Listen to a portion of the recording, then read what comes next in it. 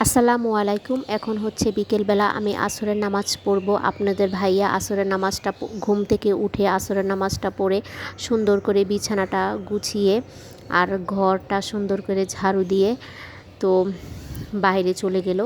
আর সে নামাজ পড়ে সুন্দর করে তার জায়নামাজটা গুছিয়ে রেখে গেল।